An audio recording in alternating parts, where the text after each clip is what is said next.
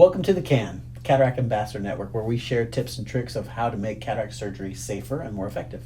Today, the question that I'm going to be addressing is, how can you get the cortex out easier? For me, sometimes cortex removal can be one of the most dangerous parts, where you can have a posterior capsular tear.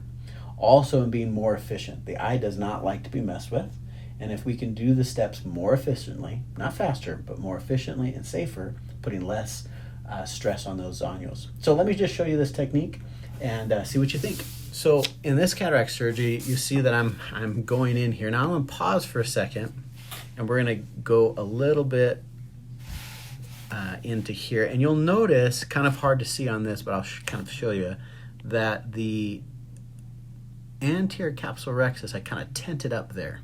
So what we're looking for is, let's say that this is your cataract, right? And you've already made your capsulotomy, that you're going to tent that anterior capsule up.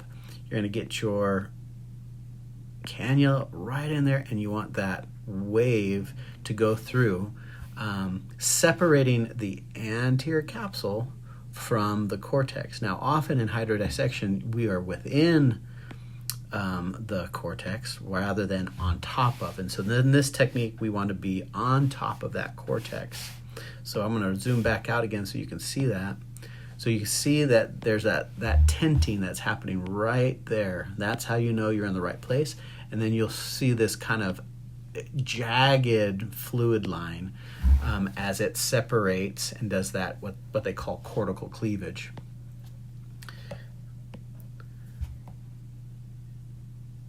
Good. Let's back that up for a moment just so that see if you can see that fluid wave.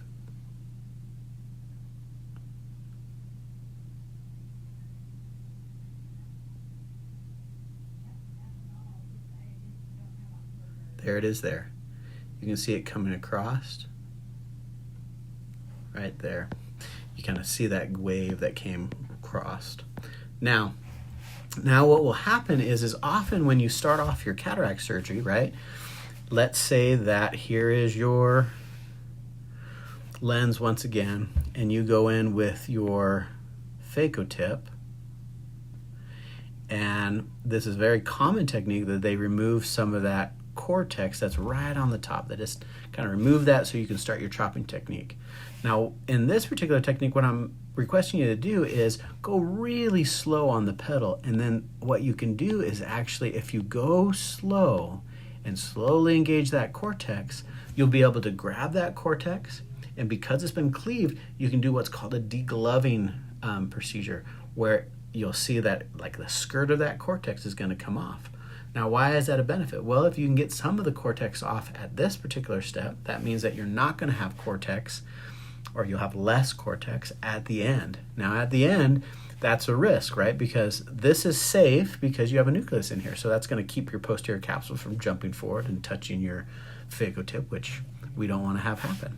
So let me just show you this technique as we go in there and put the phaco emulsifier needle in there with the nozzle down and gently engage.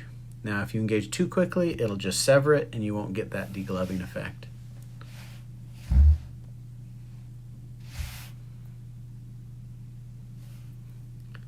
So here we are going nice and slow, and then you can see it right there. You can start to see that cortex is coming into that tip and it's degloving the nucleus.